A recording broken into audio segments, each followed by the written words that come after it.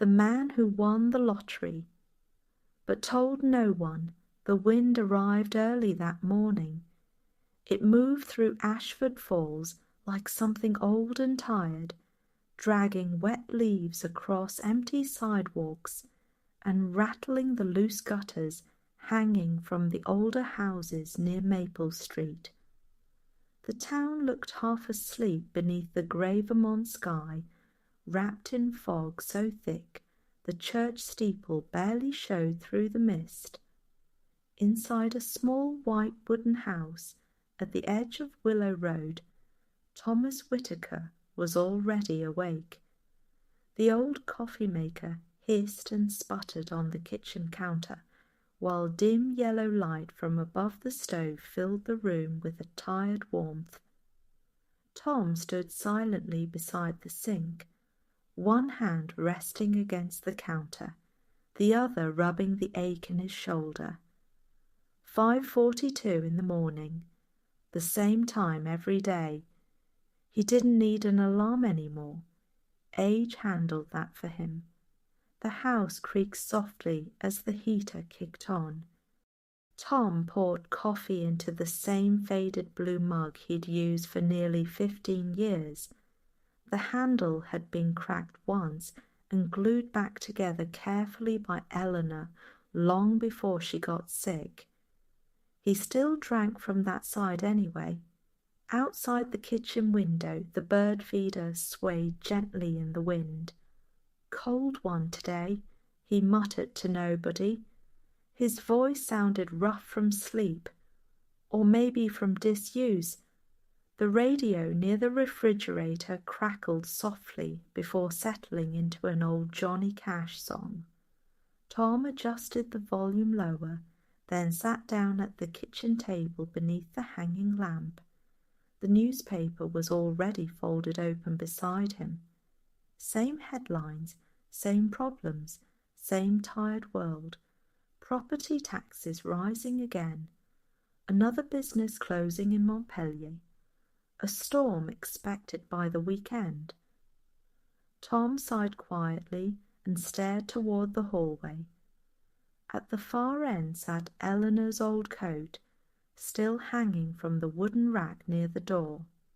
5 years, and he still hadn't moved it. The coffee tasted bitter this morning. He liked it that way. The silence inside the house felt larger than usual. Some mornings it pressed against him harder than others, especially in November, especially when the rain started, especially when memories had nowhere else to go. Upstairs, one of the floorboards popped softly. The sound always made him pause. For half a second every single morning, part of him still expected to hear Eleanor moving around upstairs. Then reality returned, and the house became empty again. Tom lowered his eyes toward the crossword puzzle, but didn't fill in a single word. At 6:30, he pulled on his faded green jacket and stepped outside. Cold air hit his face immediately. The town smelled like wet wood and chimney smoke. Ashford Falls looked exactly the way it always had this time of year. Quiet streets, old pickup trucks, fog hanging low over rooftops, tired storefronts slowly waking up for another ordinary day. Tom climbed into his aging Ford pickup and drove slowly toward Maple Diner. The windshield wipers dragged lazily across the glass. Inside the diner, warmth wrapped around him instantly. Coffee, bacon grease, old wood, frying butter. The smells never changed, neither did the people. Walter Hayes sat in his usual booth near the window, wearing his old veteran's cap and flannel shirt. "Morning, Tommy," Walter called out loudly. Tom gave a small nod. "Morning." Lucy Bennet appeared beside him, holding a coffee pot before he even sat down. "The usual?" she asked gently, Tom managed a faint smile. If I ordered anything else, you'd think I got kidnapped. Lucy laughed softly. There he is. Was wondering where your sense of humour went. Tom settled into the booth with a quiet groan from his knees. Outside, rainwater slid slowly down the diner windows. The local radio station played somewhere in the kitchen. Walter talked endlessly about weather, football, and how people didn't know how to drive anymore. Tom mostly listened, or pretended to. Truth was, he liked hearing people talk, even when he didn't join in. It made the loneliness quieter. You hear about Jenkins' hardware store closing? Walter asked. Tom shook his head. Walter leaned closer. Town's dying, Tommy. Tom stared into his coffee. Ain't towns, he said quietly. Just time. Walter blinked once, then leaned back slowly. Lucy overheard the comment while wiping nearby tables. Her eyes lingered on Tom for a moment longer than usual, like she could hear something underneath his words. Tom looked away first. After breakfast, he stopped by Morton's grocery for bread, canned soup, batteries and bird seed. The fluorescent lights buzzed overhead. Everything inside smelled faintly like cardboard and old produce. At checkout, the teenage cashier barely looked up from her phone. That all for today? Tom nodded. As she handed him change, his eyes drifted toward the colourful lottery display beside the register. Powerball jackpot, $312 million, ridiculous number. Didn't even feel real. People around here barely had $12 left after groceries. Tom almost ignored it completely, but then he noticed the coins in his palm, $3 and some change. Without thinking much about it, he tapped the counter lightly. Give me one of those too. The cashier finally looked up. Quick pick. Sure. The machine printed the ticket with a sharp, mechanical sound. Tom folded it absent-mindedly and slipped it into his jacket pocket beside old receipts and coupons. By the time he walked back outside into the cold drizzle, he had already forgotten about it.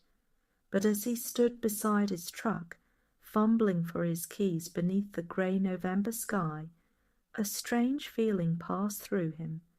Not excitement, not hope, just something quiet, like life had shifted slightly beneath his feet without asking permission. And somewhere above the town, thunder rolled softly through the clouds. Rain fell steadily through most of the afternoon, not heavy enough to storm, just enough to make everything in Ashford Falls feel damp, grey and tired. Tom spent the rest of the day the same way he spent most days lately, trying not to notice how empty the house sounded. The grocery bags sat on the kitchen counter while he slowly unpacked them one item at a time. Tomato soup, crackers, bread, instant coffee, even though Lucy kept telling him his coffee at home tasted like motor oil. He smirked faintly at the thought. The old refrigerator hummed loudly behind him.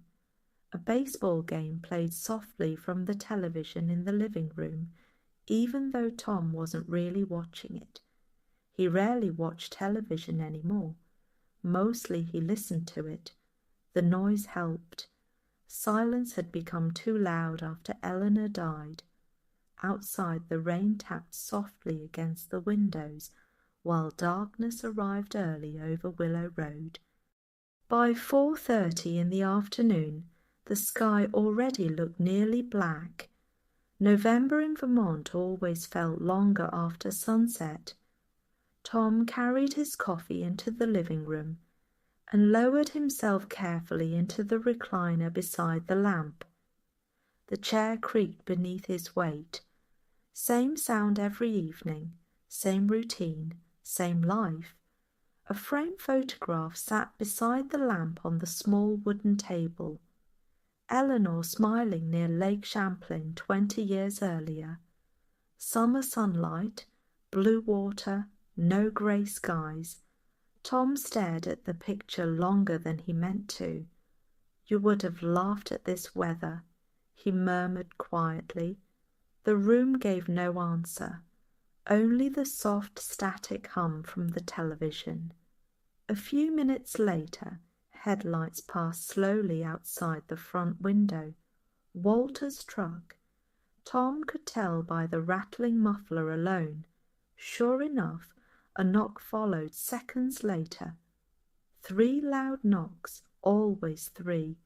Tom sighed and stood up slowly. Walter entered already talking. Road near Miller's Creek's half flooded again, he announced, while stomping rainwater off his boots. Town never fixes a damn thing properly. Tom shut the door behind him. Coffee? You ask that every time like I'm gonna say no. Tom poured another cup while Walter wandered into the living room. You ought to replace this television, Walter said. Picture's blurrier every time I come over. It still works. So did my uncle's pacemaker till it didn't. Tom chuckled quietly despite himself. Walter settled into the couch with a grunt. You hear about that lottery jackpot? Walter asked. Tom shrugged from the kitchen. Somebody always wins eventually. Yeah, but 300 million? Walter whistled. Imagine that. Tom handed him coffee. Wouldn't know what to do with that kind of money. Walter laughed. I know exactly what I'd do. Course you do. Walter leaned back dramatically. First thing, I'm buying one of those giant RVs and driving straight to Florida. You hate Florida? Yeah, but rich people seem to enjoy it. Tom shook his head faintly. Rain continued ticking against the windows. For a while neither man spoke. The baseball announcer murmured quietly in the background. Walter eventually stood to leave around 7. At the door he paused. You okay, Tommy? Tom looked up. Walter's voice sounded different suddenly, less joking, more serious. Tom nodded once. Just tired. Walter studied him for another second, then gave a slow nod. Aren't we all? After the door closed, silence returned immediately. Tom stood alone in the hallway, listening to the wind outside. The house felt colder now. He walked back toward the kitchen and began absent-mindedly sorting through receipts from the grocery store. One slipped onto the floor. A small printed lottery ticket followed it. Tom frowned slightly. Forgot about that thing already. He picked it up carefully and almost tossed it into the trash. But before he could, the television announcer's voice drifted in from the living room. And tonight's Powerball numbers are... Tom froze. Mostly out of boredom more than curiosity, he walked slowly back toward the television, tickets still in hand. The numbers appeared one by one at the bottom of the screen. Tom glanced casually at the first number, then down at his ticket. His eyes narrowed slightly. He checked again. One match, coincidence, second number, another match. His expression changed. By the third number, the room suddenly felt very quiet. The rain outside disappeared. The television noise faded, everything slowed. Tom lowered himself carefully into the recliner without realizing he was sitting down. Fourth number. His fingers tightened around the paper. Fifth number. His heartbeat suddenly became loud enough to hear. No. The final number appeared. Tom stopped breathing. The ticket trembled slightly in his hands.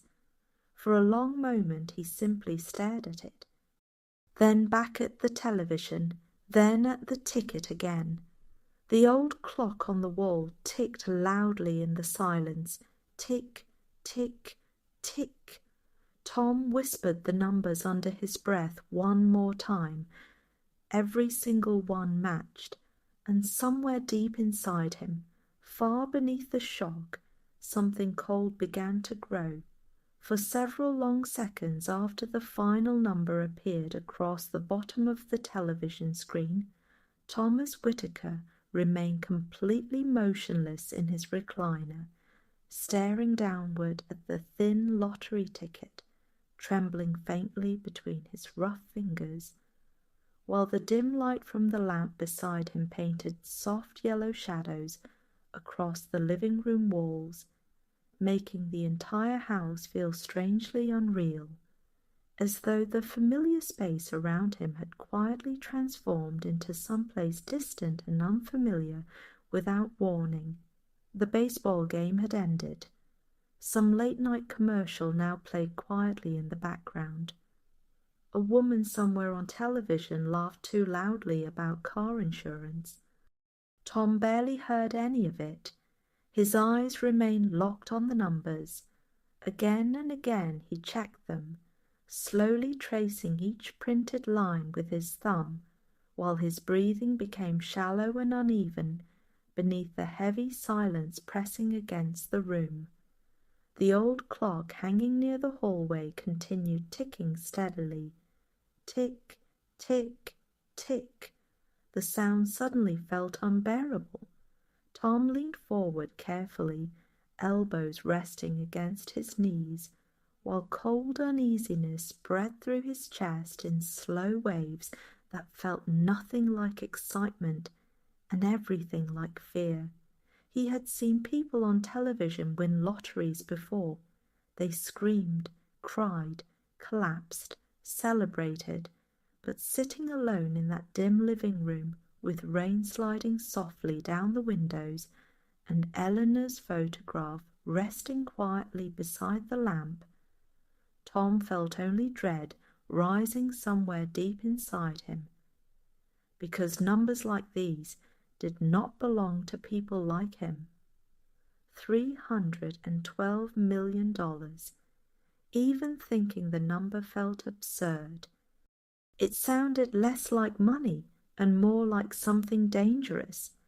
Tom swallowed hard before standing slowly from the recliner, his knees aching beneath him, as he crossed the room toward the kitchen table, where brighter light might somehow make the situation feel less impossible, but it didn't. The numbers still matched, every single one. His hands had started shaking now, not violently, but enough for the paper to rustle softly whenever he moved it. Outside the rain grew heavier. Wind pushed against the side of the house with a low hollow whistle that slipped through the old window frames. Tom suddenly became aware of how isolated the house felt, how vulnerable. The curtains near the front window remained slightly open, and without fully understanding why, he crossed the room immediately and pulled them shut. His own behaviour unsettled him. He glanced toward the dark glass after closing the curtains and caught sight of his reflection staring back at him, pale, tired, frightened. "You're all right," he muttered quietly, though the words sounded uncertain even to himself. The coffee in his mug had gone cold. He took a sip anyway, bitter, metallic. His stomach tightened. On television, The news anchor had already moved on to another story about rising fuel prices somewhere in Boston, completely unaware that an old railroad mechanic sitting alone in a fading Vermont town had just become one of the richest men in the entire state. Tom suddenly imagined strangers knocking on his door, reporters, lawyers, family members, people smiling too much. The thought made his chest feel tight. Without hesitation, he grabbed the remote and turned the television off completely. Silence flooded the house instantly, real silence, the kind that forces a man to hear his own thoughts. Tom lowered himself slowly into the kitchen chair and rubbed both hands over his face while memories began surfacing one after another, uninvited and relentless. His father sitting at the table warning him that money changed people, his uncle Earl losing everything after inheritance fights tore the family apart, co-workers arguing over overtime pay like starving animals, Michael asking him for help years ago during the divorce, and the terrible argument that followed after Tom refused because he genuinely didn't have enough money to spare at the time. Now he had more money than he could spend in 10 lifetimes, and somehow that terrified him more than being broke ever had. The rain hammered harder against the roof. Tom stood abruptly and walked toward the hallway closet before stopping halfway there, suddenly forgetting what he intended to do. His mind no longer felt steady. Thoughts collided endlessly. What happens now? Do they announce your name publicly? Can people find your address? Do banks tell anyone? How many people would come asking for something? The tickets suddenly felt too exposed sitting openly in his hand. He looked around the kitchen instinctively, as though someone might somehow already know. Then, moving quickly now, he opened the old cookie tin above the refrigerator, where Eleanor once kept spare sewing supplies, and carefully slipped the folded ticket beneath a stack of yellowed instruction manuals and old receipts. After closing the tin, he stood there silently for several moments, breathing, listening, waiting. Nothing happened. No sirens, no phone calls, no headlights outside, just wind, just rain, just an old house settling into another cold November night. And yet everything had changed. Tom walked slowly upstairs sometime after midnight, though sleep never truly came. He lay awake beneath heavy blankets, staring into darkness, while tree branches scraped softly against the side of the house and distant thunder rolled beyond the hills surrounding Ashford Falls. Every time he closed his eyes, he saw those numbers again, perfectly aligned, perfectly impossible. And shortly before dawn, while pale grey lights slowly crept through the curtains, Thomas Whitaker finally understood something that frightened him even more than the money itself. For the first time in years, his life no longer felt predictable, and at his age, unpredictability felt far more dangerous than hope. Thomas Whitaker slept less than 40 minutes that entire night, drifting in and out of shallow, restless exhaustion, while the old house groaned softly around him beneath the cold Vermont wind, and by the time weak morning light finally spread across the bedroom walls, he already felt as though several years had aged inside him overnight. The first thing he thought about upon opening his eyes was the ticket. Not coffee, not breakfast, not the weather. The ticket. Even before sitting up fully, His chest tightened with the same heavy anxiety that had settled there some time after midnight and never truly left. For several seconds he simply stared at the ceiling while pale grey shadows moved faintly across the room from branches swaying outside the window. Then slowly, carefully, he pushed aside the blankets and stood. The floor creaked beneath his feet. Ordinarily the sound meant nothing. This morning it startled him. Tom rubbed his tired eyes and walked downstairs into the kitchen, where the air still carried the faint smell of yesterday's coffee grounds and rain-damp wood. Everything looked exactly the same table, the same cabinets, the same faded curtains Eleanor once picked out 20 years ago, but the familiarity no longer comforted him the way it used to, because hidden inside the cookie tin above the refrigerator sat something powerful enough to destroy the quiet life he had spent decades building. The coffee maker sputtered loudly as Tom leaned both hands against the counter, trying to steady himself while exhaustion pulled heavily at his shoulders. Outside, fog covered Willow Road so thickly that neighbouring houses barely appeared through the mist. A perfect morning for disappearing. That thought disturbed him immediately. Tom poured coffee into his blue mug and carried it toward the kitchen table. But halfway there, he stopped again and glanced instinctively toward the cabinet above the refrigerator. The ticket sat only a few feet away, yet somehow it already felt dangerous. He set the mug down untouched and climbed onto the small step stool Eleanor used years earlier when reaching high shelves. The metal hinges squeaked softly as he opened the cabinet. The cookie tin remained exactly where he left it. Still, Tom looked over his shoulder before removing it, almost embarrassed by his own nervousness despite being completely alone. Inside, beneath old receipts and instruction manuals for appliances they no longer owned, rested the folded ticket. He stared at it for a long time without touching it. $312 million. The number still sounded unreal in his head.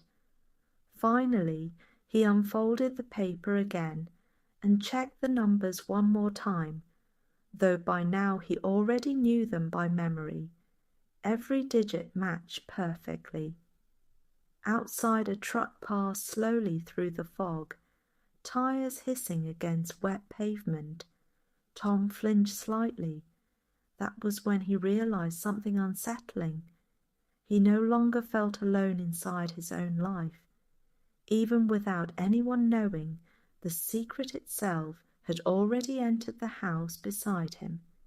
And secrets, Tom understood better than most people, had weight, heavy weight, the kind that sits quietly in corners watching everything.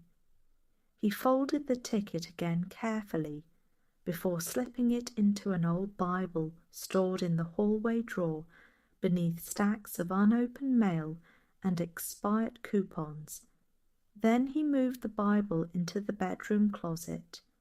Then, unsatisfied, he moved it again beneath folded winter blankets. By 8 in the morning, he had already hidden the ticket in 4 different places. Nothing felt secure enough. The phone rang suddenly. Tom nearly dropped the blankets.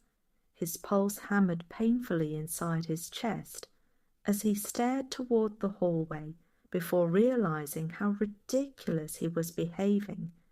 It was probably Walter, or a telemarketer. Still, his hand shook slightly while picking up the receiver. "Hello?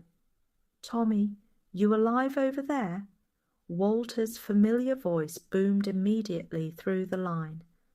"Road by the church is flooded halfway to hell." Tom closed his eyes briefly. Just Walter. Yeah, Tom answered quietly. I'm here.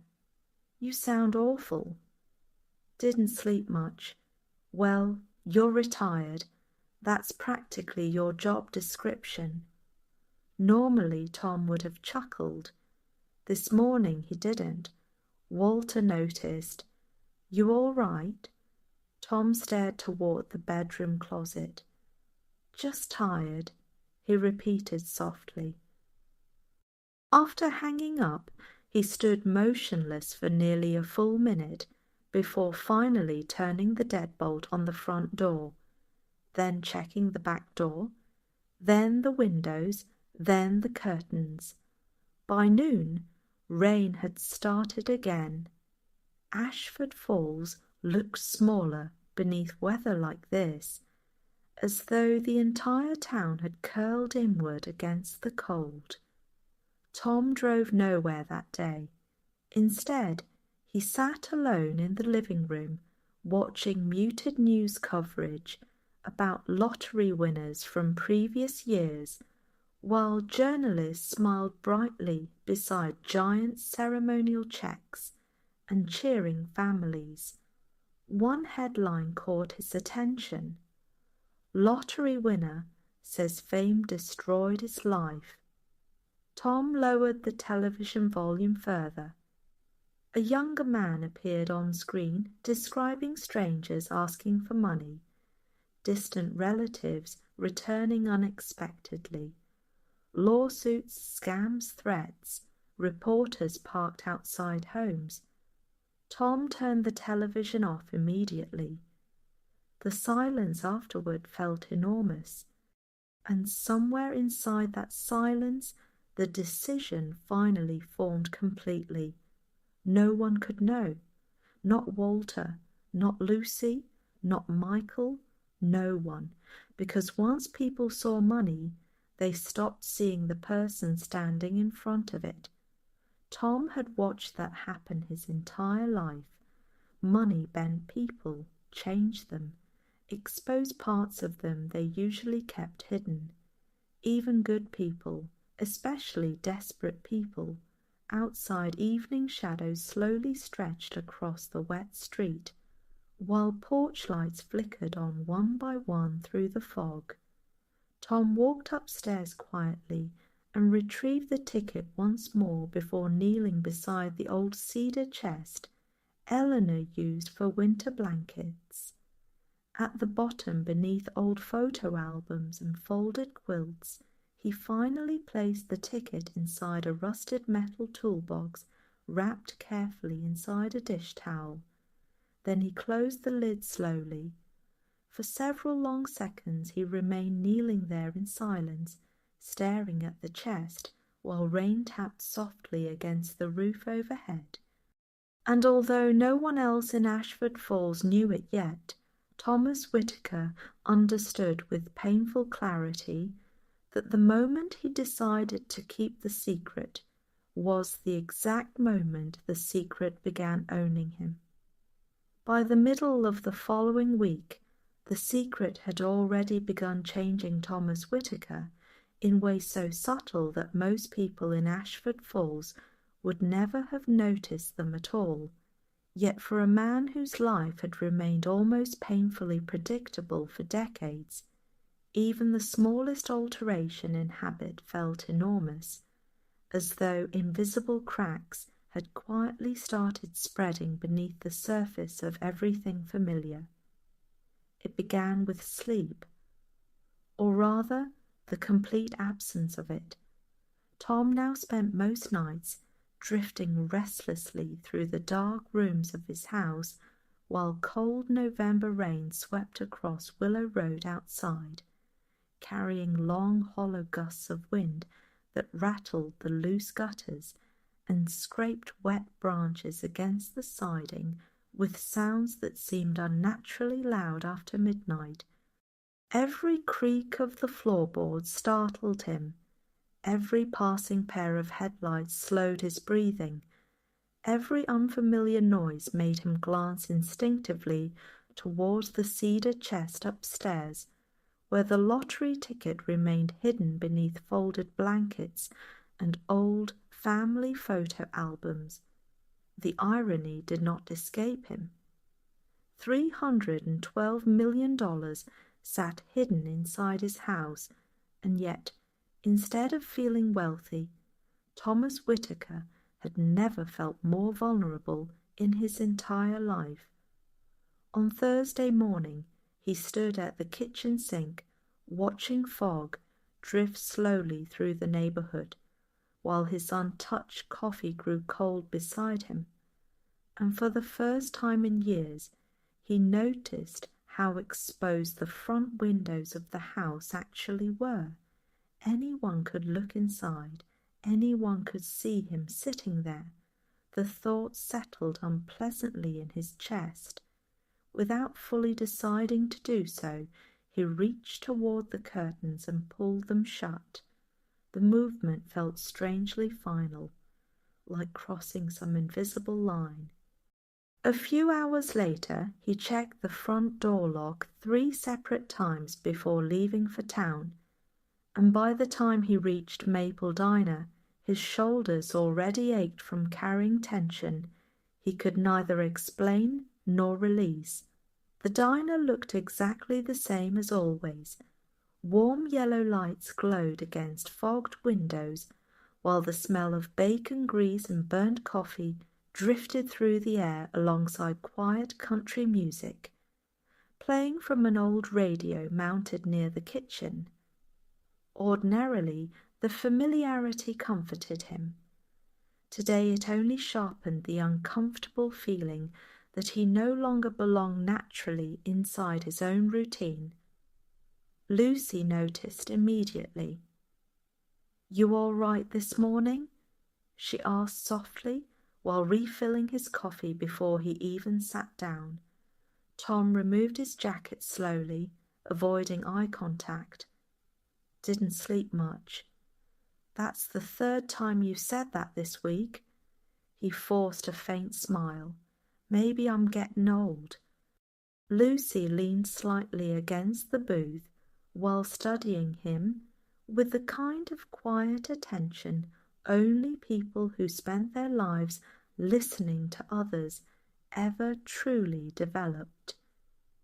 "You've been somewhere else lately," she said carefully, "even when you're sitting right here." Tom looked down at the menu despite knowing every item by memory. Outside, rainwater crawled slowly across the diner windows. Walter Hayes entered moments later, carrying cold air and the smell of cigarette smoke on his jacket, while loudly complaining about potholes, before sliding into the booth across from Tom with his usual dramatic sigh. "There he is," Walter announced, "the ghost of Ashford Falls himself." Tom smirked faintly. "Morning, Walter." Walter immediately narrowed his eyes. "You locked yourself out of your house yesterday?" Tom looked up too quickly. "What?" "Saw you checking your front door 3 times before driving off." Tom reached for his coffee. "Can't remember things like I used to." Walter continued watching him for another second longer than usual, then finally shrugged. "Happens." But something in Walter's expression lingered afterward, a tiny flicker of curiosity, and Tom noticed it immediately. That was the problem now. He noticed everything, every glance, every pause, every shift in someone's voice. Paranoia had entered his life quietly, but once it arrived, it touched everything. At Morton's grocery later that afternoon, Tom caught himself scanning faces instinctively whenever someone walked too close beside him, and while standing near the canned soup aisle, he suddenly realized he could no longer remember what ordinary felt like before the ticket. The cashier asked if he wanted his receipt. Tom flinched slightly before answering. Even that frightened him afterward. Back home, dusk arrived early beneath heavy clouds that turned the entire neighborhood blue-gray by 4 in the afternoon, and Tom spent nearly an hour walking from room to room, checking windows, despite knowing perfectly well that nobody had any reason to suspect anything. Still, the fear persisted. Not logical fear, something older, more instinctive, like an animal hiding food before winter. That evening, while sorting old mail at the kitchen table beneath the dim hanging lamp, Tom froze suddenly after hearing tires crunch slowly across the wet gravel outside his house. His heartbeat immediately quickened. He stood carefully and peered through the curtain. Walter's truck. Only Walter. Yet relief did not come as strongly as it should have. Walter stepped onto the porch, carrying a small plastic container. Lucy made too much chili, he explained after Tom opened the door. She says if I eat all this myself, my heart'll explode. Tom accepted the container quietly. Walter glanced past him into the dark house. "You've been keeping these curtains closed all week?" Tom hesitated. "Cuts the draft." Walter gave a slow nod, though his eyes suggested he didn't fully believe it. For a moment neither man spoke. Rain tapped steadily against the porch roof overhead, while distant thunder rolled somewhere beyond the hills. Finally, Walter smiled faintly. "You know, Tommy, for a retired guy who doesn't do much anymore, you sure look stressed lately." The comment landed harder than Walter intended. Tom forced a tired smile. "Maybe I'm finally losing my mind." Walter laughed, but after he left, Tom remained standing in the doorway long after the truck disappeared into the foggy darkness, listening to the rain and realizing with growing unease that people had already begun noticing the changes. Not the money, not the ticket, just him. And somehow that frightened him even more. The following Monday arrived beneath a sky so colourless and heavy that Ashford Falls seemed buried beneath permanent twilight, and as Thomas Whitaker drove slowly through town toward the local bank, with both hands gripping the steering wheel tighter than necessary, he could not escape the growing sensation that every ordinary part of his life had begun transforming into something quietly dangerous. He had delayed the visit as long as possible. Nearly 10 days, 10 sleepless nights, 10 mornings filled with dread, 10 days spent imagining worst-case scenarios while the winning ticket remained hidden upstairs beneath blankets and dust and old memories. But eventually, reality demanded movement. The ticket had to be claimed, and even though nobody yet knew about the jackpot, Tom already carried himself like a man protecting something fragile enough to ruin him. The windshield wipers moved rhythmically across the glass while downtown Ashford Falls passed slowly beside him. The barber shop, the pharmacy, the faded movie theatre closed since spring, the diner glowing warmly beneath fogged windows. Everything looked painfully normal. That, somehow, made the fear worse. Tom parked beside the bank, but remained inside the truck for nearly 3 full minutes, while cold rain drifted across the windshield in uneven patterns, and during those quiet moments he seriously considered driving home, locking the ticket away again, and pretending none of this had ever happened. But life did not offer that kind of reversal. Not at 67. Finally, He stepped out into the cold drizzle and walked toward the entrance while anxiety tightened steadily inside his chest. The bell above the bank door chimed softly, warm air carrying the smell of polished wood and old carpet wrapped around him immediately. Only 3 people occupied the bank that morning: an elderly woman speaking quietly with a teller, a young couple opening a savings account, and Daniel Morris standing behind his office window reviewing paperwork beneath fluorescent lights. Tom had known Daniel casually for years. Everyone in town knew everyone eventually. Daniel looked exactly the same as always. Perfect tie, pressed shirt, carefully combed hair, expression calm to the point of unreadable. But when his eyes lifted and landed on Tom, something subtle shifted in his face almost immediately.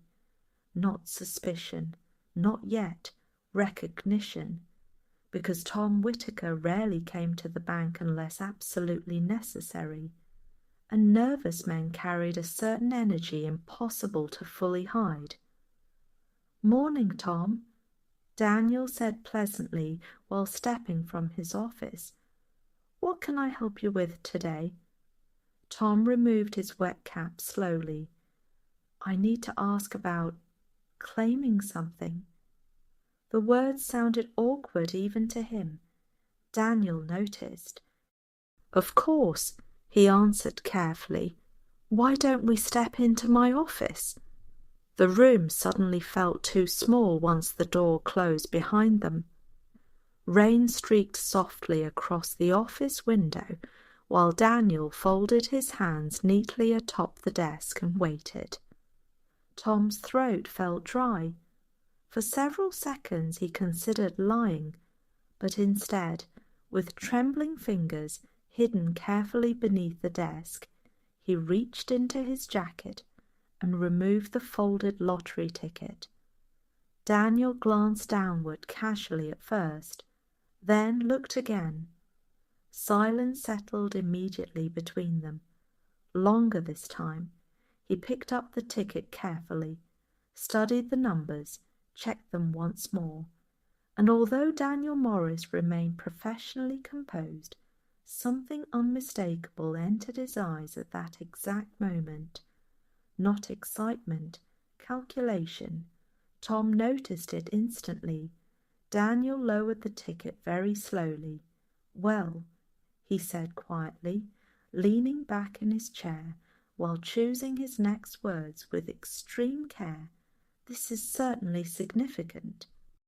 Tom's stomach tightened. The room suddenly felt warmer. Too warm. "What happens now?" he asked. Daniel folded his hands together again. "There are procedures," he explained calmly. "Verification, legal documentation, state processing, financial consultation." His voice continued speaking professionally, but Tom barely absorbed the details because his attention remained fixed on one uncomfortable realization. Daniel was already treating him differently, subtly but undeniably. The conversation lasted nearly 40 minutes, during which Tom signed preliminary paperwork with stiff hands, while Daniel carefully explained confidentiality laws, financial advisors, tax implications, and state lottery regulations. At one point, Daniel asked gently, "Have you told anyone yet?" Tom answered immediately, "No." Daniel studied him for a second. "That's probably wise." Something about the response unsettled Tom deeply. Not the words themselves, the tone, like a doctor discussing an illness. When the meeting finally ended, Tom stepped back outside into cold afternoon rain, carrying a folder of documents beneath his arm, while his pulse still throbbed heavily in his neck. The town no longer looked familiar. People seemed louder now, Closer, a teenager walking past the bank glanced briefly in his direction, and Tom immediately wondered whether Daniel had already said something. Ridiculous thought, yet impossible to stop. Across the street, Marge Collins sat near the diner window sipping coffee while watching pedestrians through fogged glass the way she always did. Her eyes drifted toward Tom briefly, then toward the bank, then back toward Tom again. Nothing unusual. Still, Tom felt exposed standing there. He climbed quickly into his truck and locked the doors immediately. Only after driving halfway home did he realize his hands were still shaking. That night, while darkness swallowed Ashford Falls beneath steady rain and distant church bells echoed faintly through the hills, Tom sat alone in his living room, staring at the folder resting unopened on the coffee table, while the television flickered silently nearby. The paperwork looked harmless enough, just papers, numbers, signatures, official seals, and yet Tom understood something now with growing certainty. The secret was no longer fully his. Another person carried part of it. And once secrets begin spreading between people, even quietly, they start developing lives of their own. The call came on a Thursday morning just after 9, while cold rain drifted lazily across Ashford Falls beneath a sky so pale and heavy that the entire town seemed suspended beneath a sheet of dull silver, and Thomas Whitaker stood motionless in his kitchen for several seconds after hearing Daniel Morris calmly explain that the verification process had been completed and the transfer paperwork was now ready for final authorization. For a moment, Tom said nothing at all. The words themselves sounded strangely distant, almost unreal, as though they belonged to another person, living another life somewhere far away from the quiet old house on Willow Road, where coffee still brewed every morning beside Eleanor's cracked blue mug, and dust still gathered slowly along the same forgotten shelves. "Mr. Whitaker?" Daniel's voice came gently through the receiver. "Are you still there?" Tom cleared his throat softly. "Yeah," he answered quietly. "I'm here." "We can handle everything privately," Daniel continued in the same calm professional tone that somehow made the entire situation feel even more unsettling. "There's no need for unnecessary publicity if discretion is your preference. Discretion. Such a clean word for something that already felt heavy enough to suffocate him. Tom agreed to arrive before noon. After hanging up the phone, he remained standing beside the kitchen counter while the old refrigerator hummed softly behind him and rainwater crawled slowly down the windows overlooking the empty yard. The house felt unusually silent that morning, not peaceful, watching, as though even the walls understood that something irreversible was about to happen. Upstairs, hidden beneath folded blankets inside Eleanor's cedar chest, the ticket no longer represented possibility or fear or disbelief. By noon, it would become reality that frightened him more than the numbers ever had. Tom dressed carefully before leaving, choosing the same clothes he always wore whenever he wanted to disappear into normalcy. Faded work jacket, old boots, grey flannel shirt, weathered cap. He studied himself briefly in the hallway mirror before grabbing his keys. Nothing about him looked like a wealthy man, and he desperately wanted to keep it that way. The drive into town felt unnaturally slow, despite the empty roads. Rain drifted through the hills in thin curtains, while old maple trees lining the streets stood nearly bare now, their remaining leaves darkened by cold November moisture that clung to branches like something unwilling to let go. Ashford Falls carried on normally around him. People pumped gas. A delivery truck unloaded bread behind Morton's grocery. Someone walked a dog past the church steps beneath an umbrella. Nobody knew. That thought both comforted and exhausted him. Inside the bank, Daniel greeted him quietly before leading him toward a smaller conference room, farther from the main lobby, where a woman from the State Lottery Commission already sat waiting beside neatly organized folders and a silver tray of untouched coffee. She introduced herself politely. Tom forgot her name almost immediately.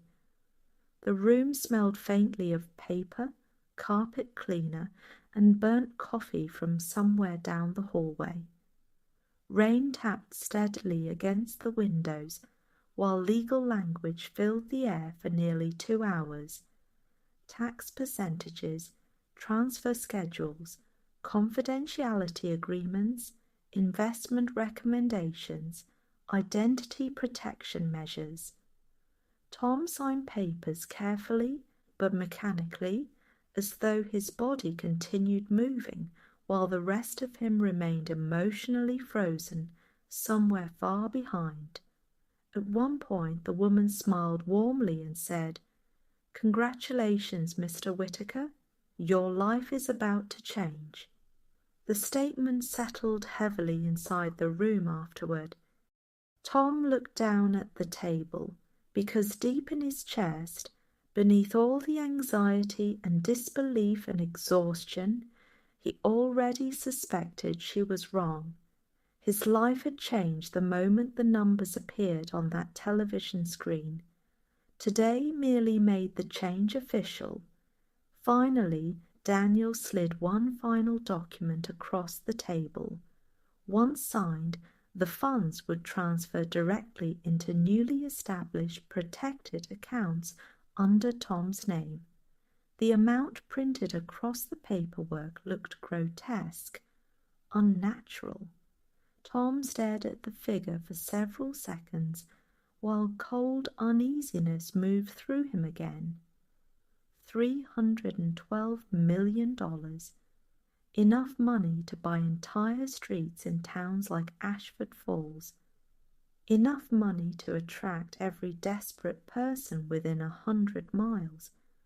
Enough money to erase the ordinary life he understood how to survive.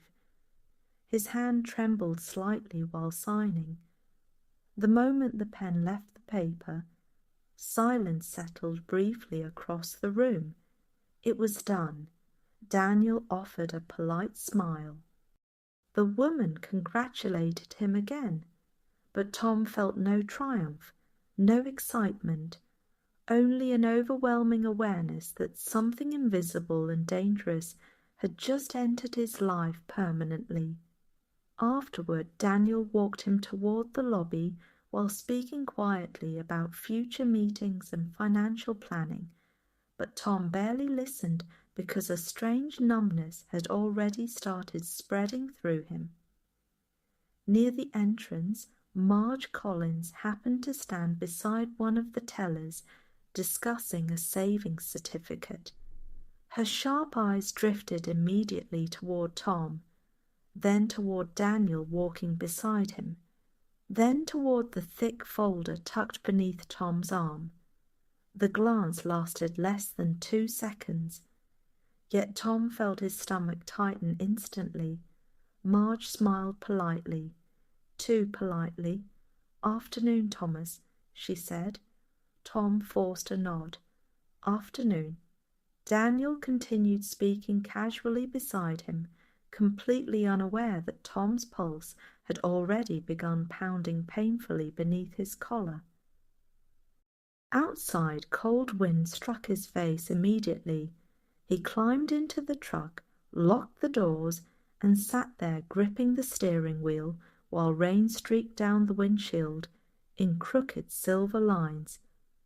The money existed now, not theoretically, not eventually, real, somewhere behind layers of digital accounts and legal protections and signatures. Thomas Whitaker had become unimaginably wealthy, and sitting there alone in the parking lot beneath the grey November sky, he realized with quiet horror that he felt poorer emotionally than ever before. By the time December began creeping slowly across Vermont beneath early darkness and freezing rain, Thomas Whitaker's house on Willow Road had transformed into something colder than loneliness, because loneliness at least implied the memory of connection, while what now settled into the quiet rooms around him felt more like emotional exile, as though the secret he carried had gradually separated him from the rest of the world without anyone fully noticing it happen. The routines remained. That was the strange part. Every morning still began at 5:40. The coffee maker still rattled and hissed beneath the kitchen cabinets, while old country songs crackled softly through the radio beside the refrigerator. Tom still visited Maple Diner most mornings, still nodded politely at neighbours, still bought birdseed from Morton's grocery. From the outside his life remained painfully ordinary, but internally everything had shifted. Now every conversation felt dangerous. Every question sounded loaded, every glance lingered too long, and worst of all, he could no longer tell whether the fear lived in reality or entirely inside his own mind. One sleepless night blurred into the next until exhaustion became permanent, settling behind his eyes like heavy bruises, while the hours between midnight and dawn stretched endlessly through the silent house, accompanied only by creaking floorboards, distant wind, and the low mechanical hum of the refrigerator downstairs. Tom had begun leaving the television on through the night, simply to make the house feel occupied. The noise helped a little, but not enough, because silence was no longer the thing haunting him. His own thoughts were. On Tuesday evening, freezing rain coated the streets of Ashford Falls in dull silver, while fog pressed heavily against the windows, and Tom sat alone in the living room, staring at an old black and white photograph of Eleanor tucked inside one of the family albums he had removed from the cedar chest earlier that afternoon. She couldn't have been older than 30 in the picture. Summer dress, bright smile, hair blowing across her face beside Lake Champlain. Tom traced the edge of the photograph carefully with his thumb, while grief moved quietly through him with familiar weight. She would have known what to do, he murmured toward the empty room, and for the first time since winning the lottery, tears briefly gathered in his eyes, not because of the money, because of the absence, because no amount of wealth could solve the terrible silence waiting for him every night inside that house. The phone rang suddenly, startling him hard enough that the photograph slipped from his hand. Tom stared at the ringing receiver for several seconds before answering. It was Michael. His son rarely called unexpectedly. "Hey," Michael said, his voice tired beneath background traffic noise somewhere far away. "You busy?" Tom swallowed slowly. "No, just home." A pause followed. Not awkward exactly, just unfamiliar. "How have you been?" Michael asked. Tom looked around the empty room. the flickering television light, the rain against the windows, the untouched dinner plate still sitting on the coffee table. Same as always, he answered quietly. Michael hesitated before speaking again. You sound exhausted.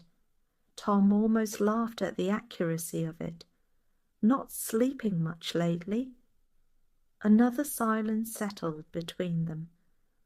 Tom could hear someone honking faintly through Michael's phone. City noise, distance. Finally, Michael cleared his throat. Look, I know things have been weird between us for a while, but I was thinking maybe I could drive up around Christmas if that's all right. The words hit Tom unexpectedly hard. For a brief moment warmth moved through him. Then immediately afterward came fear, because now even his own son's visit felt complicated, dangerous. The secret infected everything. Yeah, Tom answered softly after too long a pause. That'd be nice. After the call ended, Tom remained motionless in the recliner while snow mixed gradually into the freezing rain outside. He should have felt happy. Instead, anxiety tightened steadily inside him. Would Michael notice changes? Would he ask questions? Would he somehow sense it?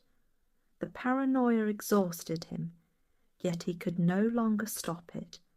Later that night, unable to sleep once again, Tom wandered downstairs around 2 in the morning and stood beside the front window staring out at Willow Road while fresh snow accumulated quietly across empty driveways beneath pale street lights. The neighborhood looked frozen in time, beautiful in a lonely sort of way. Across the street, Walter's porch light still glowed faintly through the snowfall. Tom wondered suddenly what would happen if he simply told someone. Not everyone, just one person. Maybe Walter, maybe Lucy, just enough to stop carrying the weight alone.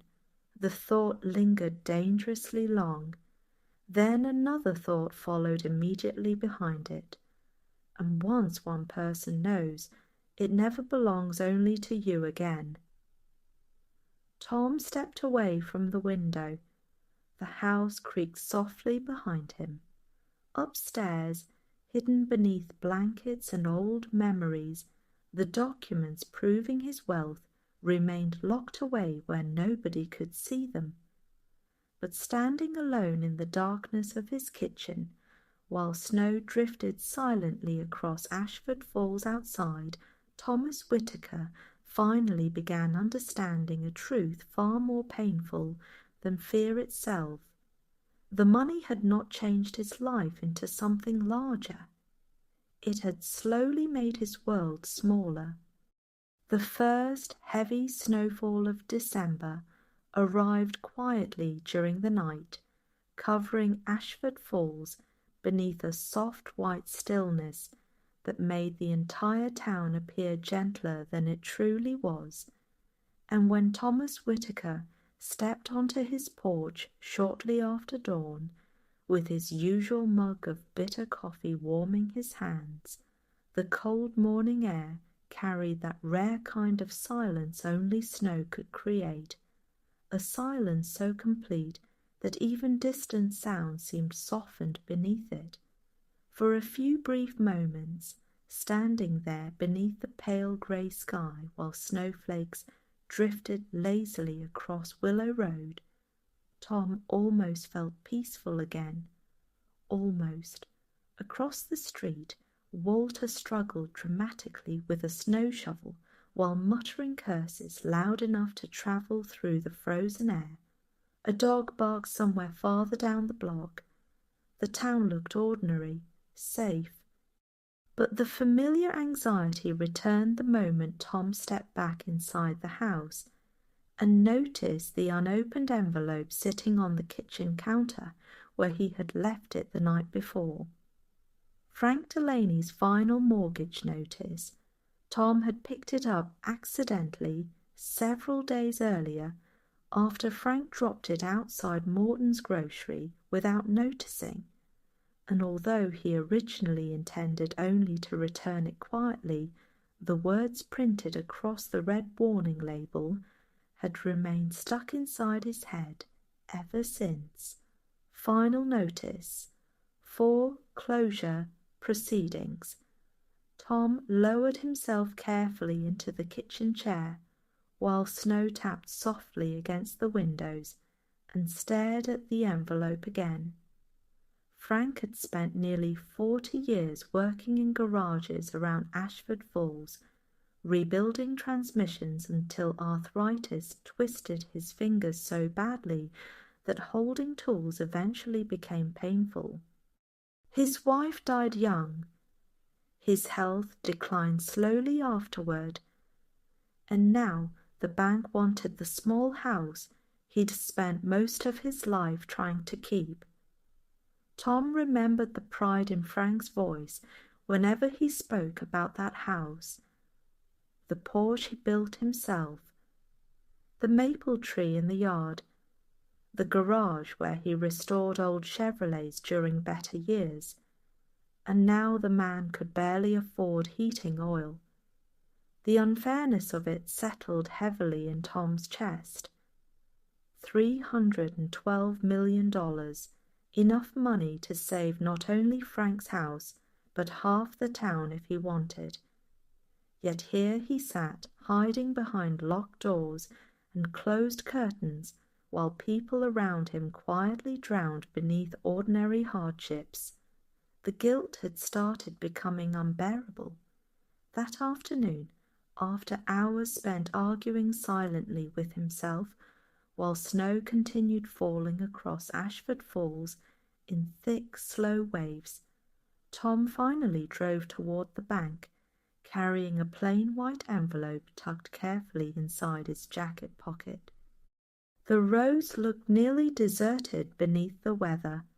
Christmas decorations had begun appearing throughout town, small wreaths, faded lights, plastic snowmen outside storefronts. But nothing about the season felt warm to Tom anymore. Inside the bank, Daniel Morris greeted him with the same carefully controlled professionalism that now carried an undercurrent of private awareness impossible to ignore. Tom avoided unnecessary conversation. "I need a cashier's check," he said quietly. Daniel glanced up. "For how much?" Tom hesitated briefly before answering. "Enough to pay off a mortgage."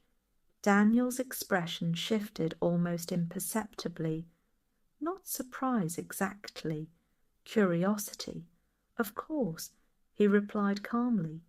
Tom gave him the information without explanation, and although Daniel remained polite throughout the transaction, Tom noticed the subtle way his eyes lingered afterward, as though trying to understand motivations that no longer fit the quiet retired mechanic everyone thought they knew.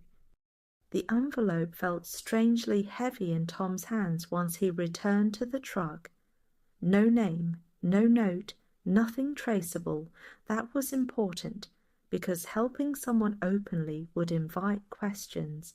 Questions led to attention, and attention destroyed secrecy. By early evening, snow had stopped falling, while cold blue twilight settled across the town beneath glowing streetlights, and chimney smoke drifting lazily through the frozen air. Tom waited until nearly dark before driving slowly toward Frank's house near Miller's Creek. The neighborhood looked quiet, almost abandoned. Frank's old pickup sat buried beneath snow beside the garage, while warm yellow light glowed faintly through the front curtains. Tom parked half a block away. His pulse quickened strangely as he stepped from the truck carrying the envelope beneath his coat. The cold bit sharply at his face while snow crunched beneath his boots. For a brief moment he felt ridiculous. An old man sneaking through darkness with money hidden inside his jacket like some nervous criminal. Still, he continued toward the porch. No lights moved inside, no voices. Tom placed the envelope carefully near the front door, then turned immediately and walked back toward the street before doubt could stop him. Halfway to the truck, however, the porch lights suddenly flicked on behind him. Tom froze. The front door creaked open. "Hello?" Frank's voice called uncertainly into the darkness. Tom kept walking, not too fast, not suspiciously fast, just enough. "You dropped something," Frank called again. Tom never turned around. Only after climbing back into the truck did he allow himself to breathe fully again. From the driver's seat, he watched Frank bend slowly to pick up the envelope beneath the porch light while snow drifted quietly around him. Then Frank opened it. Even from half a block away, Tom could see confusion spread across the old man's face, then disbelief, then something else, something emotional enough that Frank sat down heavily on the porch steps beneath the cold December night. Tom looked away immediately. His throat tightened unexpectedly. For the first time since winning the lottery, the money had done something other than frighten him, and yet driving home through silent snow-covered streets afterward, another feeling slowly returned alongside the brief warmth. Fear, because anonymous kindness still left traces, and in small towns unexplained miracles rarely stayed mysterious for long. The rumour began quietly 3 days later during breakfast at Maple Diner, drifting through the town the same way most stories travelled across Ashford Falls, slowly at first, carried between coffee refills and casual conversations, before eventually settling into every corner of local life like wood smoke during winter. Nobody knew exactly where the money came from. That was the part people discussed most. Frank Delaney's mortgage had somehow been paid overnight by an anonymous cashier's check, delivered without explanation. And although Frank himself insisted he had no idea who could have done such a thing, the mystery only deepened people's curiosity rather than calming it. By Thursday morning, nearly everyone in town had a theory. Walter believed it was a distant relative. Marge Collins suspected church charity funds. Someone else claimed Frank must have won money gambling years earlier and forgotten about it. Tom sat quietly in his usual booth, listening to all of it, while snowmelt slid down the diner windows outside, and Lucy refilled coffee cups beneath the warm yellow glow of hanging lights. The smell of bacon and maple syrup filled the room, ordinarily comforting. Today it made him restless. "You hear about Delaney?" Walter asked loudly, while buttering toast with unnecessary aggression. "Whole mortgage gone like magic." Tom kept his eyes on his coffee. "Good for him." Walter narrowed his eyes slightly. "You don't sound surprised." Tom shrugged carefully. "Somebody probably wanted to help." "Yeah," Walter muttered. "But why all secretive?" Across the diner, Marge Collins leaned subtly closer without pretending otherwise. Tom noticed. These days he noticed everyone listening. Lucy stepped beside the booth, carrying fresh coffee. "Well," she said softly, Maybe somebody just didn't want credit for doing something decent. Walter snorted. Nobody does something that expensive anonymously unless they're hiding something. The sentence lingered unpleasantly in the air afterward. Tom felt his stomach tighten. Lucy must have noticed something change in his expression, because her eyes studied him quietly for a moment longer before she moved away toward another table. Outside, grey clouds drifted low above town, while dirty snow lined the sidewalks beside old storefronts decorated with fading Christmas lights. Everything suddenly felt too small, too close. Tom left the diner earlier than usual that morning and drove aimlessly through town, while restless thoughts circled endlessly through his mind. Helping Frank had felt right. For a few hours, maybe even hopeful. But now the secrecy surrounding the gesture had created exactly the kind of attention he feared.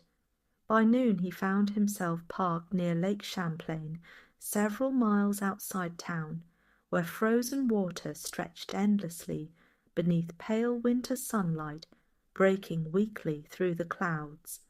The lake always reminded him of Eleanor. Quiet, steady, honest. Tom remained there nearly an hour watching thin sheets of ice drift slowly along the shoreline, while old memories surfaced one after another with painful clarity. Summer drives, cheap roadside motels, laughing over burned campfire dinners, holding Eleanor's hand while listening to distant boats move across the water. Back then, life had felt smaller in the best possible way, not trapped, just simple. A knock against the passenger window startled him sharply. Tom turned immediately, pulse jumping. A woman stood outside the truck, wrapped in a long dark coat, with silver hair moving softly in the wind, while snowflakes drifted lazily around her. For half a second he didn't recognize her. Then his chest tightened. Caroline Reed, the first girl he ever loved, or maybe the only one before Eleanor who had truly known him. Tom lowered the window slowly. "Well," Caroline said gently, her breath visible in the cold air, "I was beginning to think you were avoiding the entire human race." Even after all these years, her voice carried the same calm warmth he remembered from high school football games and summer nights near the lake, when both of them still believed life would unfold exactly the way they imagined. Tom managed a faint smile. "Didn't expect to see you out here. I could say the same." She glanced toward the frozen lake. "Mind if I sit?" Several minutes later they sat inside the truck together, while soft winter lights spread across the dashboard, and old memories filled the quiet spaces between them almost naturally despite the years. Caroline had returned to Vermont recently, after spending decades in Connecticut, caring for her late husband through a long illness, widowed now, alone now, just like him. Funny how life eventually circled people back toward loneliness. "You look tired, Tommy," she said eventually, studying him with unsettling gentleness.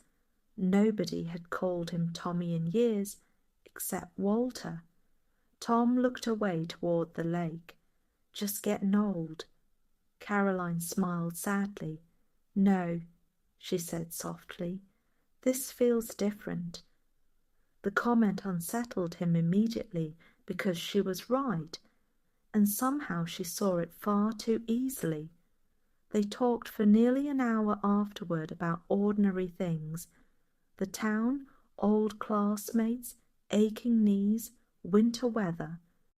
But beneath every conversation, Tom sensed Caroline quietly observing him, noticing small pauses and distracted silences that other people missed.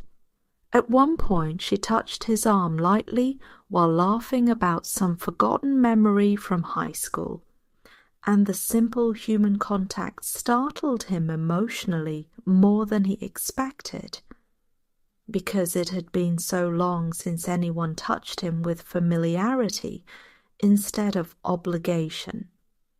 As daylight faded toward evening, Caroline finally opened the truck door and stepped carefully into the cold. Before leaving, however, she paused beside the window. "There's something weighing on you," she said gently. "I don't know what it is, but whatever you're carrying, you don't have to carry it alone forever." Tom felt his throat tighten unexpectedly. For one dangerous moment he almost told her everything. The ticket, the money, the fear, the loneliness swallowing him piece by piece. But then headlights passed along the road behind them, and reality returned immediately. Secrets survived only through silence. Tom forced a tired smile instead. "I'm all right." Caroline studied him for several long seconds beneath the fading winter light, then finally nodded once. "No," she said quietly, "you really aren't." And after she walked away through drifting snow toward her car, parked farther along the frozen shoreline, Thomas Whitaker remained sitting alone beside the lake long after darkness settled across the water, realizing with growing unease that Caroline Reed might become the first person capable of seeing through him completely. For the next several days after meeting Caroline by the frozen lake, Thomas Whitaker moved through Ashford Falls with the uneasy feeling of a man walking across thinning ice, because although nothing outwardly disastrous had happened yet, he could sense small fractures spreading quietly beneath the surface of the life he had spent decades keeping carefully controlled. The town had entered that strange stretch of December when darkness arrived absurdly early, and every street seemed trapped beneath permanent twilight, while dirty snow gathered along curbs beside glowing Christmas decorations that looked increasingly tired each night beneath freezing rain and cold wind drifting down from the hills. Tom barely noticed any of it anymore. His thoughts had become too crowded. At Maple Diner, conversation still stopped ever so slightly whenever Frank Delaney's anonymous mortgage payment came up, and although nobody openly accused anyone of anything, Tom had begun recognizing the subtle rhythm of suspicion developing beneath ordinary small-town curiosity. People watched more closely now, not because they knew, because they sensed something. And human beings, Tom understood all too well, rarely ignored mystery for long. That Thursday afternoon, while weak winter sunlight struggled through grey clouds above Willow Road, Tom returned home carrying groceries and immediately froze in the hallway after noticing that the front door stood slightly open. Only an inch, barely visible, but enough. His pulse jumped violently. The grocery bag nearly slipped from his hands as cold panic rushed through him so quickly that for several terrifying seconds he could hear nothing except blood pounding inside his ears. Someone had been inside, or at least that was what his mind screamed immediately. Tom set the groceries down quietly on the floor and stared at the narrow gap between the door and the frame, while every terrible possibility rushed through him at once. Had someone discovered the documents? Had the bank leaked information? Had somebody followed him? The house remained silent, too silent. Slowly, carefully, he pushed the door wider and stepped inside. The familiar smell of old wood, coffee grounds, and radiator heat wrapped around him immediately. Yet instead of comfort, the familiarity only deepened the strange fear spreading through his chest. "Hello," he called cautiously. No answer came, only the low hum of the refrigerator from the kitchen. Tom moved through the room slowly, checking corners, windows, closets, and drawers, while his breathing remained shallow and uneven. Nothing looked disturbed, nothing missing, until he reached the living room. The folder, the bank folder. It sat openly on the coffee table, where he knew with absolute certainty he had not left it.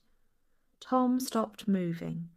Coldness spread slowly through his arms, because he remembered hiding that folder upstairs inside the cedar chest beneath Eleanor's blankets before leaving that morning, and now it rested downstairs in plain sight. The realization hollowed him instantly. Someone had touched it, someone had seen it. His knees suddenly felt weak beneath him as he crossed the room and opened the folder with trembling hands, checking every document desperately, while snowmelt dripped quietly outside the windows. Everything remained inside: the account paperwork, transfer confirmations, legal documents, nothing stolen. Yet the violation itself felt unbearable. Tom looked around the room again, as though invisible traces might still linger in the air. Then memory arrived suddenly. Walter. Walter had mentioned earlier that week he might stop by to return a snow shovel he borrowed. Tom closed his eyes hard. Of course, Walter probably entered through the unlocked door the way neighbours in small towns often did, called out into the empty house, then absent-mindedly moved the folder while clearing space on the table, perfectly innocent. Yet the possibility that Walter might have glanced inside even briefly made Tom's stomach twist painfully. The paranoia had grown so large now that even ordinary accidents felt catastrophic. As if summoned by the thought itself, headlights suddenly swept across the front window. Walter's truck. Tom felt genuine panic. The knock came moments later, 3 loud knocks, always 3. Tom opened the door carefully while trying to steady his breathing. Walter stood there, holding the missing snow shovel. "Told you I'd bring it back before Christmas," he announced cheerfully, before pausing mid-sentence and studying Tom's face more closely. "Jesus, Tommy, you look like you've seen a ghost." Tom forced himself to answer normally. "You used the front door earlier?" Walter nodded casually. "Yeah, figured you were home at first. Door wasn't locked." Tom stared at him. Walter frowned slightly. "You all right?" Tom hesitated, then carefully, "You touch anything in here?" Walter blinked. "What?" "In the living room." "The folder." Walter answered immediately. "Yeah, I moved it off the couch arm so it wouldn't fall." Tom's chest tightened painfully. Walter scratched his chin. "Why?" Tom looked away too quickly. "No reason." But the silence afterward lasted too long. Walter noticed. That was the problem with people who'd known you 40 years. They noticed when your silences changed shape. "You know," Walter said slowly, while snow drifted outside behind him, You've been acting nervous for weeks now. Tom forced a weak laugh. Just old. No, Walter answered quietly. Old, I understand. This ain't old. For one dangerous second, Tom almost snapped at him, almost confessed, almost demanded everyone stop looking at him so closely. Instead, he simply gripped the edge of the door tighter and said nothing. Walter studied him another moment before nodding slowly. Well, he muttered, if something's wrong, you know where I live. After the truck disappeared down Willow Road, Tom locked the door immediately, then checked it twice, then 3 times. Later that night, long after darkness swallowed the town beneath falling snow, and distant church bells echoed softly through the hills, Thomas Whitaker sat alone in the living room, staring at the folder resting once again beside Eleanor's old photographs, while one unbearable realization settled deeper into him with every passing hour. He no longer feared people discovering the truth. He feared what the secret itself was turning him into. By the week before Christmas, exhaustion had settled so deeply into Thomas Whitaker's body that even simple movements carried the heaviness of grief, and although the people around him still saw the same quiet retired mechanic, driving slowly through Ashford Falls beneath strings of fading holiday lights, internally he felt as though he had been wandering through darkness for months without rest, carrying a weight that grew larger every single day. He remained silent. Sleep had become almost impossible now, not because of noise. The town itself remained quiet beneath winter weather. Snow covered the streets, wind moved softly through bare trees, porch lights glowed dimly against frozen sidewalks.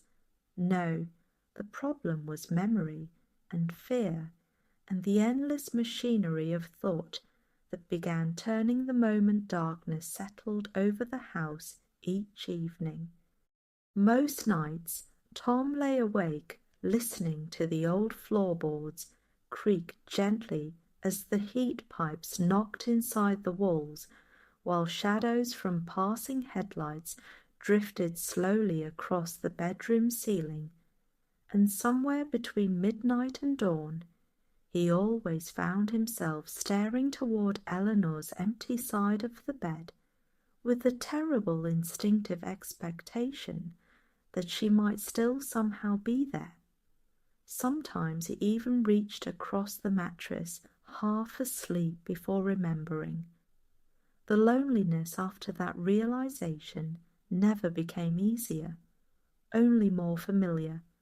One particularly cold night, freezing wind rattled the windows hard enough to wake him shortly after 2 in the morning, and after lying there for nearly 20 minutes, watching pale moonlight stretch silently across the bedroom floor, Tom finally gave up on sleep altogether and wandered downstairs wearing only flannel pants and an old grey sweater Eleanor once bought him decades earlier. The house felt hollow at that hour, not empty, hollow, like something important had long ago been removed from it. Tom stood in the kitchen, drinking cold coffee straight from the pot, while snow drifted outside beneath the street lights, and for reasons he could not fully explain, his eyes eventually settled on the cedar chest upstairs where the documents remained hidden. That was when the question arrived again. The same question haunting him every night lately. What exactly was he protecting anymore? The money or the fear surrounding it? Because the truth had become impossible to ignore. Winning the lottery had not brought joy into his life. It had simply attached anxiety to every remaining piece of happiness he still possessed. Tom carried the coffee into the living room and lowered himself into the recliner beside the lamp where Eleanor used to read mystery novels during snowstorms while old jazz records played softly in the background. The chair creaked beneath him. Same sound, same room, different life. The television remained dark tonight. He no longer even wanted the noise. Instead, he sat alone listening to the wind while memories surfaced one after another with painful clarity. Michael, at 12 years old, learning to fish beside Blackwater Lake. Eleanor, laughing so hard during one camping trip, she nearly dropped an entire tray of hamburgers into the fire. Summer evenings when the house still smelled like barbecue smoke and sunscreen, and life ahead instead of behind.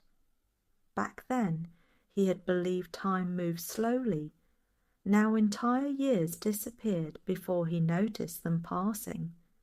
Tom rubbed tired hands across his face, while emotion tightened painfully inside his chest. The money could buy anything: new houses, travel, cars, comfort. But sitting there in the dim yellow glow of the lamp, while winter pressed quietly against the windows outside, he understood with brutal certainty that there was not enough money in the world to purchase back the years already gone. That realization nearly broke him. Around 3:30 in the morning, the phone rang unexpectedly. The sound shattered the silence so violently that Tom physically jumped in the recliner before reaching quickly for the receiver. "Hello?" For several seconds nobody answered. Then finally, "Dad?" "Michael." Tom closed his eyes briefly. "You all right?" he asked immediately. "Yeah," Michael answered, though exhaustion weighed heavily in his voice. "Couldn't sleep." Tom almost smiled sadly at the coincidence. "Me neither." Background noise drifted faintly through the phone. Traffic somewhere, maybe television static. Michael hesitated before speaking again. "You ever feel like your whole life turned out different than what you pictured?" The question landed heavily between them. Tom stared toward the dark window where snow moved softly through the street-light glow. "Every day," he answered quietly. A long silence followed. Not uncomfortable this time, just honest. Then Michael exhaled slowly. "I keep thinking about Mom lately." Tom's throat tightened instantly. "Yeah," he whispered, "me too." For the next half hour, they talked more openly than they had in years, and although neither man addressed the distance that had grown between them directly, both of them circled around it carefully through old stories and fragmented memories that still carried emotional warmth despite time. Michael admitted his divorce left him lonelier than expected. Tom admitted retirement felt emptier than he ever imagined. At one point, Michael laughed quietly while remembering how Eleanor used to force both of them to decorate the Christmas tree, even though neither of them enjoyed it. The sound of his son laughing nearly shattered Tom emotionally, because he realized how long it had been since he truly allowed himself to feel connected to another person without fear standing beside it. When the conversation finally ended, dawn had already begun softening the darkness outside. Pale blue morning lights spread slowly across the snow-covered street, while distant church bells echoed faintly through Ashford Falls. Tom remained sitting in the recliner long after the call ended, staring at Eleanor's photograph beside the lamp, while tears finally slipped quietly down his face for the first time since the lottery ticket entered his life. Not because he felt weak, because he finally understood something devastatingly simple. The secret had not only isolated him from other people, it had isolated him from himself. A few days before Christmas, a hard, freezing rain settled over Ashford Falls and coated the entire town beneath a layer of dull silver ice that turned sidewalks dangerous and transformed every tree branch into fragile glass, while inside Thomas Whitaker's house the air itself seemed heavy with the exhausting tension he had been carrying for weeks, a tension that no longer arrived in sudden waves but instead remained permanently lodged beneath his skin like something living there. By then, Tom had stopped pretending to himself that the secret remained manageable. It no longer felt hidden. It felt active, like a second presence following him quietly through every room of the house. That Wednesday afternoon, he stopped at Harper's Gas and Repair just outside town because the old Ford pickup had begun making a grinding noise beneath the front axle, and although he almost turned around after spotting Ricky Bowman leaning against the garage entrance, smoking beside an oil-stained toolbox, the worsening weather convinced him to stay. The garage smelled of gasoline, wet pavement, and burnt rubber. Old country music played quietly through a dusty radio hanging near the office window, while freezing rain tapped steadily against the metal roof overhead. Ricky glanced up as Tom stepped inside. "Well, if it ain't Mr. Whitaker," he said casually, while crushing his cigarette beneath his boot. "Thought maybe you stopped driving entirely these days." Tom forced a faint smile. "Trucks making noise. Everything makes noise when it gets old." The comment would have sounded harmless from almost anyone else, but something in Ricky's expression lingered just a little too long afterward. Tom noticed immediately. Ricky crouched beside the truck for several minutes before eventually waving Tom toward the small office while he checked parts inventory on an ancient computer that hummed loudly beneath fluorescent lights. "You can wait inside if you want," Ricky said. "Roads are slick as hell." Tom nodded quietly and stepped into the cramped office, where stale coffee and motor oil mixed heavily in the warm air. A local news station played silently on the mounted television above the counter. Lottery advertisements flashed during commercial breaks. Tom looked away instinctively. That was when Ricky spoke again without turning around. "Funny thing about money," he muttered while typing something into the computer. "Town starts acting strange whenever somebody suddenly gets some." Tom felt his chest tighten immediately. "What do you mean?" Ricky shrugged casually. "Delaney's mortgage getting paid off out to nowhere." He smirked faintly. "People talk." Tom remained silent. Ricky turned slightly now, wiping grease from his hands with a rag. "Marge thinks church charity did it. Walter thinks secret inheritance." He paused briefly. "Me? I think somebody around here came into money and doesn't want folks knowing." The room suddenly felt much smaller. Tom kept his expression steady with visible effort. "That's so." Ricky studied him carefully, then smiled. "You ever notice how people change when they're hiding something?" Outside, freezing rain rattled sharply against the garage roof. Tom looked toward the television. "You accusing somebody?" "Nah," Ricky answered lightly. "Just observing." But the look in his eyes said otherwise. For the remainder of the repair, Tom barely spoke at all, and by the time he finally climbed back into the truck, beneath darkening winter skies, an awful realization had settled into him with growing certainty. Someone had started connecting pieces. Maybe not the whole truth yet, but enough.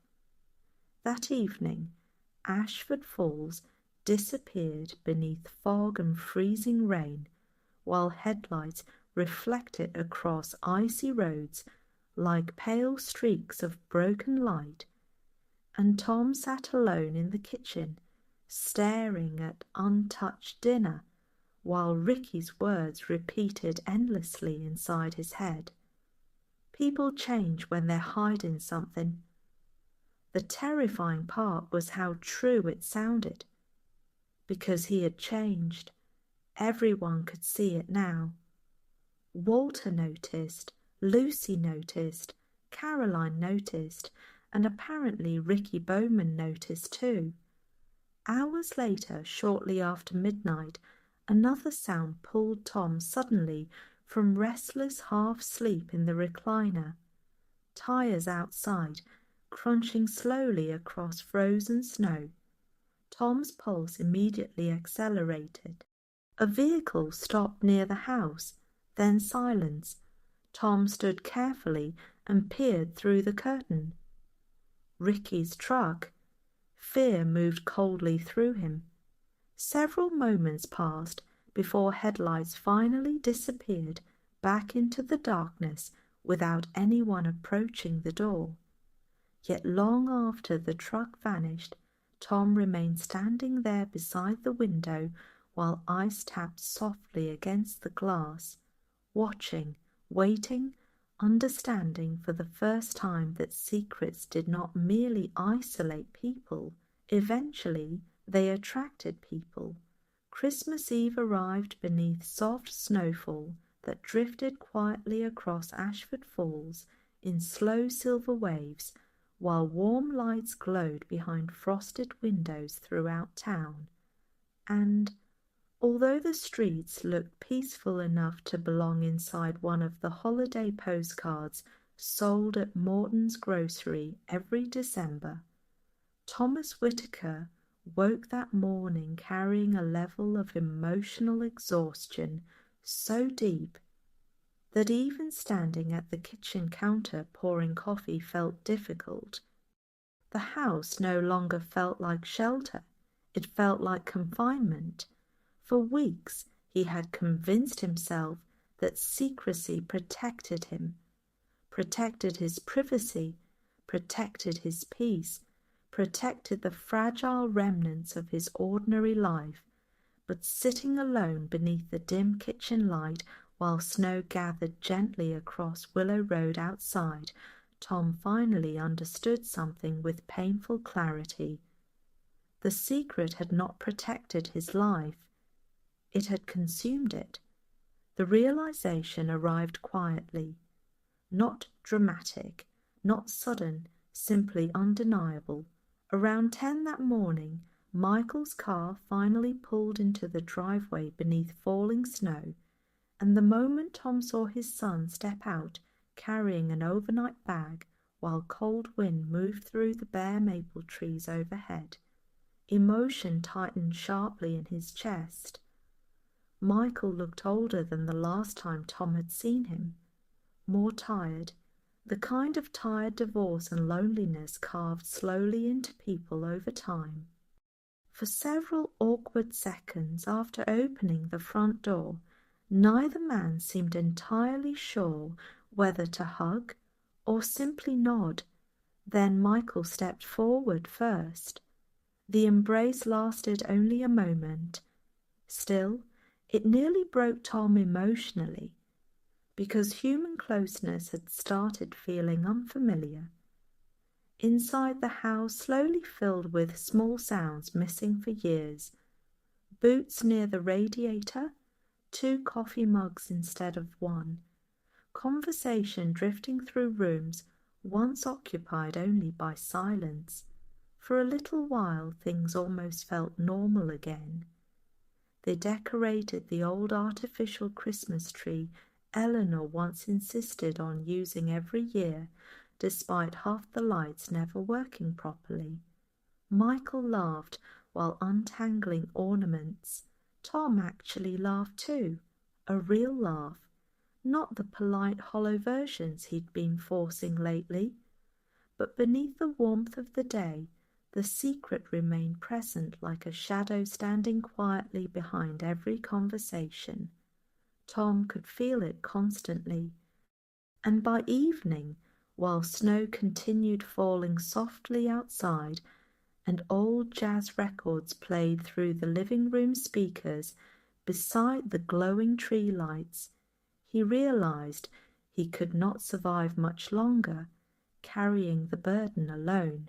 The moment came unexpectedly. Michael sat at the kitchen table staring into his coffee while talking quietly about money troubles back in Buffalo, about long work hours and unpaid bills, and how exhausting it felt pretending everything was fine all the time.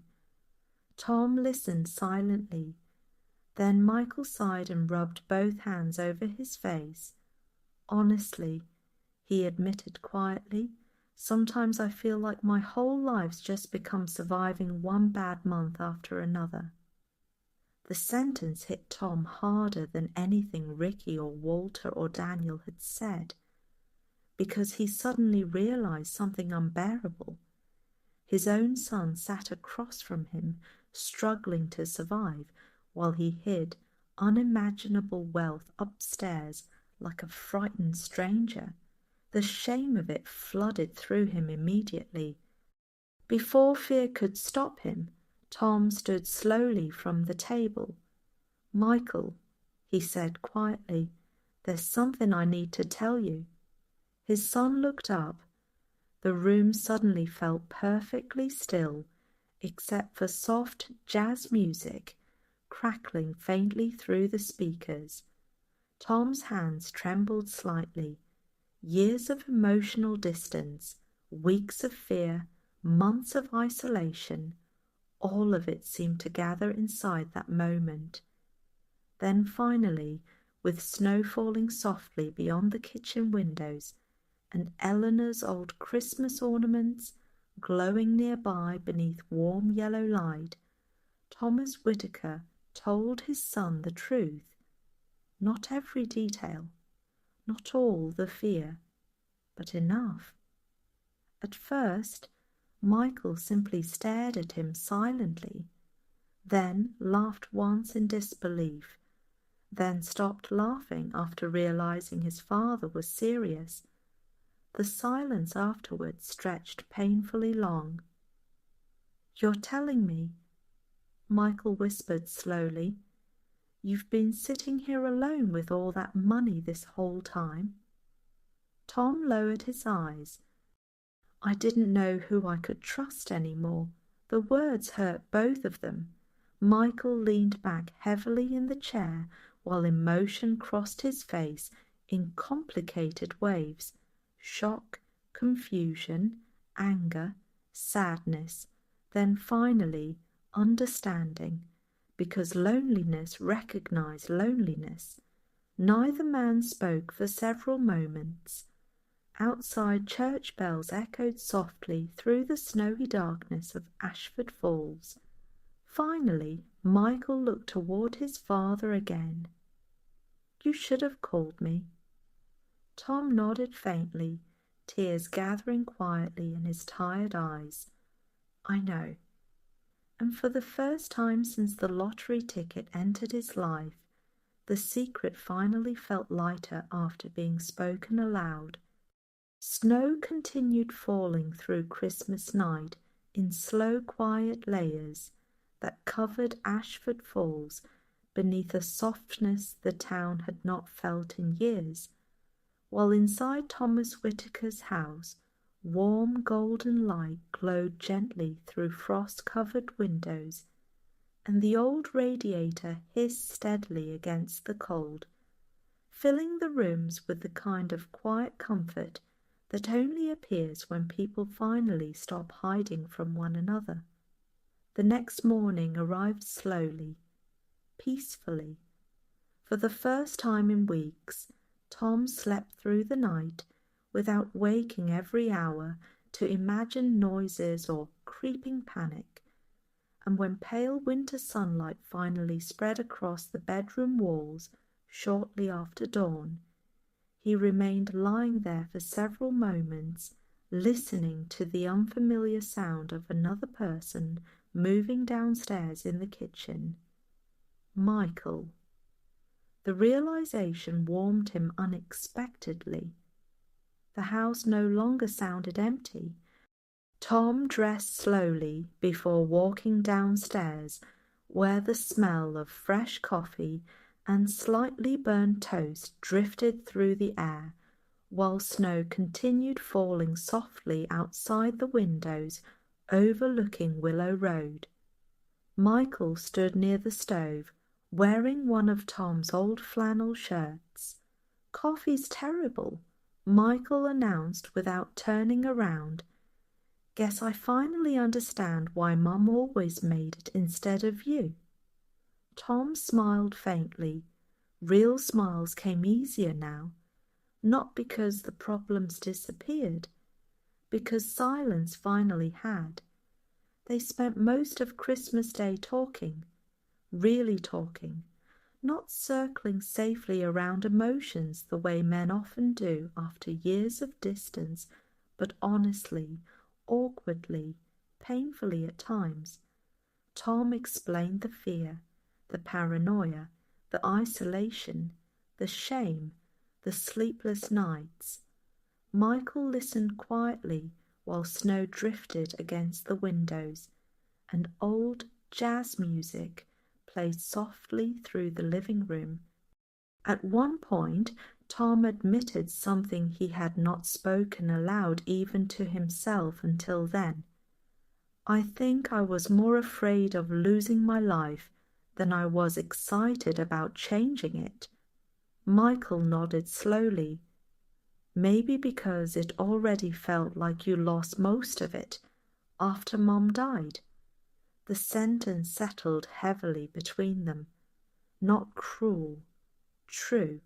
Later that afternoon, Tom finally drove with Michael toward Frank Delaney's house, carrying another anonymous envelope, except this time the secrecy no longer felt quite as necessary.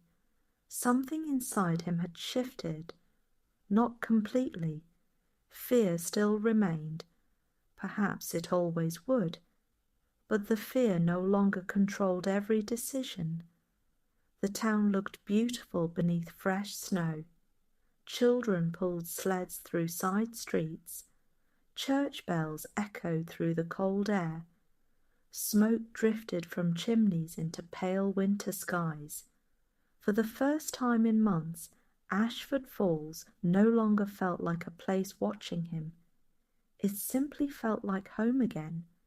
That evening, after returning from dinner at Maple Diner, where Lucy nearly cried, seeing Michael and Tom laughing together at the same booth for the first time in years, Tom stepped outside alone onto the porch, while snowflakes drifted lazily beneath the street lights and cold December air filled his lungs.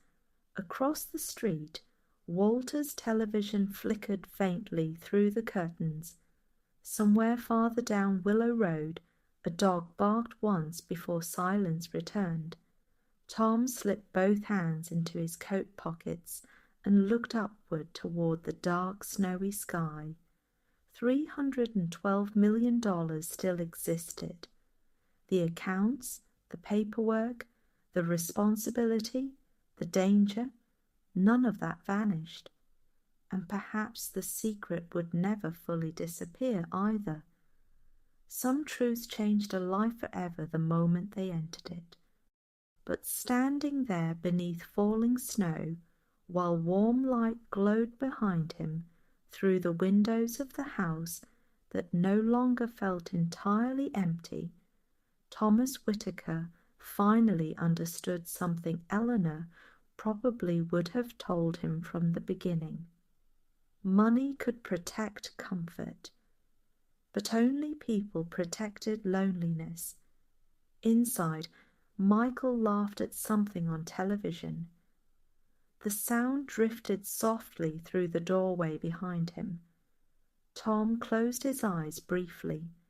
For the first time in a very long while, the silence surrounding his life no longer felt endless, and as snow continued covering Ashford Falls beneath the quiet blue darkness of Christmas night, the old house on Willow Road stood glowing warmly against the storm, no longer hiding a man from the world, but slowly welcoming him back into it